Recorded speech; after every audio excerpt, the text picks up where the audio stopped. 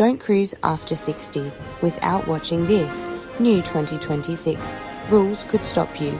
At the dock, cruise lines just quietly rewrote their rules for 2026. And if you are over 60 and you have a cruise booked right now, you could be stopped at the dock. No warning, no refund, just goodbye. I found 7 rules. 7. And I'm going through every single one because one of them is so brutal. It's already cost cruisers thousands of dollars they are never getting back. Now let me be clear, I'm not here to scare you off cruising. I'm here because if you don't know these rules, the cruise line is going to use them against you, and that is not okay. I have been deep in the research on this, cruise line policy documents, passenger forums, community reports, and what I found is wild. These are not hypothetical rules. These are rules that have already sent real people home from the dock. So here is what we are doing today. I'm giving you all 7 rules. I'm telling you exactly what to do about each one. And at the end, I'm handing you a full survival checklist so you walk onto that ship with 0 surprises. Let's do this. Rule number 1, and this one catches people off guard every single time, is the medical clearance letter. Here's what changed. Cruise lines, and I'm talking Royal Caribbean, Carnival, Norwegian, all of them, they are now requiring written medical clearance for any pre-existing condition. Heart condition, diabetes, arthritis, high blood pressure, anything. You need a letter from your doctor saying you are cleared to sail. Now I know what you're thinking. I've been cruising for years with my condition and nobody ever said anything. I get it. But that's what changed in 2026. The policy got teeth. We're talking about cruise lines that can now legally deny you boarding at the dock if that paperwork is missing or if it's filled out wrong. And here's the part that is absolutely brutal. They do not have to refund you. So here is the game plan for rule number 1. Call your doctor at least 30 days before your cruise. Tell them you need a medical clearance letter for cruise travel. The letter needs to include your name, your condition, the dates of your voyage, and the doctor's signature and contact information. Some cruise lines have their own specific form. Call the cruise line directly and ask. Do not assume a generic letter covers you. This one is free to fix. A phone call and a form. Do it right now. Rule number 2 hits differently because this one is not about paperwork. It's about your equipment being physically turned away. If you travel with a scooter, a power wheelchair or a walker, you now need PRE approval, not just a notification, not just a heads up. Full pre-approval from the cruise line before you ever show up at the dock. Let me be clear on the difference. A notification is you calling and saying, hey, I have a scooter. Pre-approval is the cruise line reviewing your specific equipment, confirming it meets their size requirements, and giving you written confirmation. Without that written confirmation, they can turn your equipment away at the gangway. I found passengers in multiple forums who showed up at the dock with scooters they had used on previous cruises, same scooter, same cruise line, and were told the policy changed. Their scooter was 2 inches too wide for the new stateroom hallways they were assigned. They had to either rent an approved scooter on the ship at premium prices or figure something else out. Here's the game plan. Before you book, check the cruise line's accessibility page for exact scooter dimensions. Most lines list maximum width as 21 to 23 inches. Submit your pre-approval request. In writing email is fine, but get a confirmation number. And here's the move. Ask specifically for written confirmation that your stateroom hallway is compatible with your equipment. Then you have proof.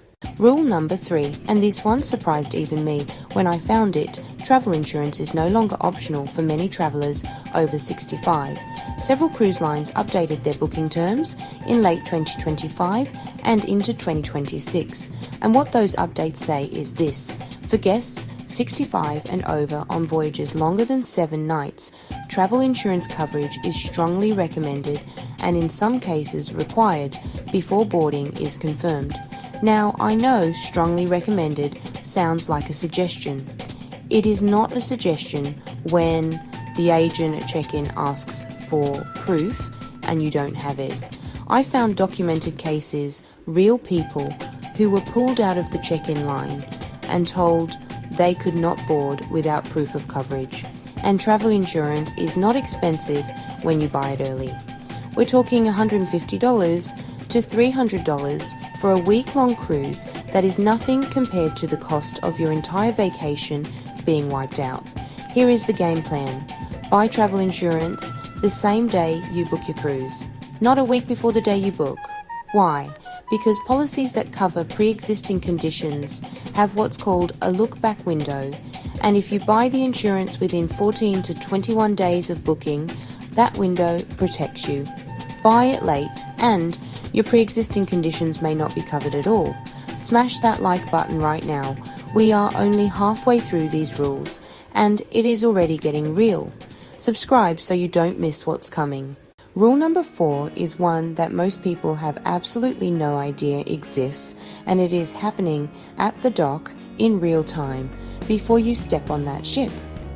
Cruise lines now have the right to conduct what they call a fitness assessment at embarkation. This is not a formal medical exam. It's an observation, a judgment call made by the ship's medical staff or check-in staff. And if they decide that a passenger does not appear physically capable of emergency evacuation procedures, they can deny boarding. This sounds controversial, and it is. But here's the thing, it's been in the cruise contract fine print for years.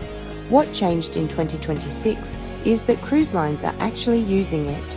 The liability risk post-pandemic pushed them to enforce what was already in the terms. Now, I want to be fair here. This is not being applied broadly to everyone over 60, but it is being applied, and the common thread in the cases I found is passengers who had visible difficulty walking to the check-in area, or who disclosed severe mobility or cardiovascular conditions without documentation. Here is the game plan. First, and this is the one thing that protects you, bring that medical clearance letter from rule number 1. It signals to staff that a licensed physician has already evaluated your fitness for travel.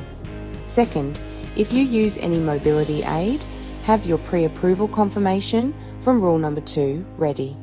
Together, those two documents create a paper shield. You are not someone they need to assess, you are someone who came prepared. Okay, rule number 5. This is the one I mentioned at the start of the video, the one that cost real people real money. And when I found this, I had to sit with it for a minute because it is that frustrating. Shore excursion operators, the third-party companies that run zip lines, hiking tours, snorkeling trips, ATV adventures, they have started implementing their own age and fitness requirements. And here is the brutal part. These requirements are not always disclosed at the time of booking. So, you book your excursion through the cruise line's website. You pay for it, let's say $200 per person. You get to the port, you are excited, you get to the excursion meeting point, and the operator looks at you, asks your age, and tells you that their insurance policy does not allow participants over 65 on this specific tour. I found a couple real story from a cruise forum who lost over $800 in excursion fees in a single port day because of exactly this. The cruise line processed partial refunds. Partial. Let me be clear. This is not the cruise line protecting you.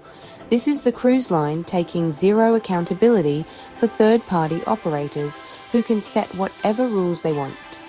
Here is the game plan. Before you book any excursion, call the cruise line's excursion desk, not the website. Call them and ask directly, are there any age or physical fitness restrictions on this specific excursion? Get the answer in writing. If they say no restrictions and you get denied at the port, you have a much stronger case for a full refund. Also, look for excursion categories labelled easy or gentle. Those rarely have age-based restrictions. Anything labelled strenuous or active is where the restrictions live. Rule number 6 is specifically for solo travellers, and if you are a solo cruiser over 70, you need to hear this. Several cruise lines have implemented what is quietly called a wellness check protocol for solo travellers above a certain age. What that means is the ship staff will conduct regular check-ins. If you do not respond to a wellness check within a set window, they can enter your cabin and in some cases restrict your ability to participate in certain ship activities until you check in with the medical staff. Now, I want to say this clearly, this protocol exists because cruise lines have a duty of care. It is not inherently a bad thing, but what makes it a problem is when it is applied inconsistently or in ways that feel restrictive and humiliating to travellers who are perfectly healthy. The frustration I see in the cruise communities is real. Healthy, active, solo travellers in their 70s feeling like they are being treated as liabilities instead of valued passengers. That is a legitimate grievance. Here is the game plan. If you are a solo cruiser, call the cruise line before you sail and ask whether this protocol applies to your voyage and your age bracket. If it does, ask exactly what the check-in process looks like and how you opt into it proactively, because opting in on your terms is very different from having it applied to you without warning. Again, your medical clearance letter helps here. A documented clean bill of health gives staff less reason to flag you. Rule number 7, this one feels like it should be simple. It is not. If you have dietary restrictions tied to a medical condition, severe allergies, diabetes requiring specific meal timing, celiac disease, cruise lines now require those restrictions to be documented and submitted to the dining department at least 14 days before embarkation. Not at check-in, not on the ship, 14 days before. What happens if you don't? You are not turned away from the ship. But what I've seen reported is that travellers who show up with complex dietary needs that weren't pre-submitted sometimes find the kitchen is not prepared to accommodate them safely. For someone managing diabetes, for someone with a severe allergy, we'll do our best is not good enough. And here is the secondary issue. Some premium dining venues on cruise ships now require dietary documentation before they will accept your reservation. Show up without it? No table. Here is the game plan. Go to your cruise line's accessibility or dietary request page. Right now it is usually under My Cruises or Before You Sail. Fill out the special dietary needs form. If your restriction is medically based, attach a brief note from your doctor. Submit it 21 days out. Give yourself a week of buffer beyond their 14-day requirement. Then call the ship's dining department 3 days before sailing and confirm it was received. 2 touch points, 0 surprises.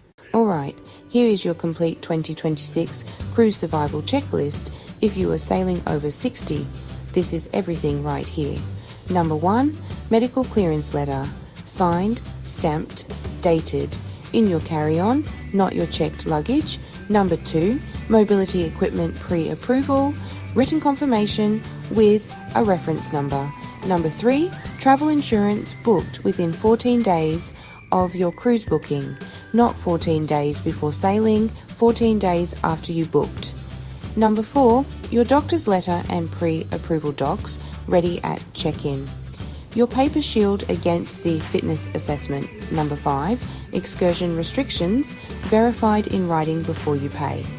Call the desk, get it confirmed. Number 6, solo traveller wellness check protocol understood before you board. Opt in on your terms. Number 7, dietary restrictions submitted 21 days out and confirmed with the dining department. 7 rules, 7 game plans. And now, you know every single one of them. Here is the thing about all of this. Every single one of these rules is real. Every one of them is being enforced right now on ships that are sailing today. And the cruise lines are not going to email you a heads up. They are not going to call you before you arrive. They are going to wait until you are standing at that dock with your luggage, with your family, with your excitement. And then they are going to pull out a policy you didn't know existed. That is exactly why you watch this video. And that is exactly why you are going to be the person who walks onto that ship without a single surprise. Drop a comment below. Tell me which one of these 7 rules shocked you the most. I read every single one of your comments, and your comment will literally help thousands of other cruisers who are going to find this video and need this information. If this video helped you smash that thumbs up button, it tells me to keep making content like this, and it gets this to other people who need it. Subscribe so you don't miss the next one. I have something coming on cruise line cancellation policies for 2026 that is going to blow your mind. Thanks for watching and have an amazing cruise.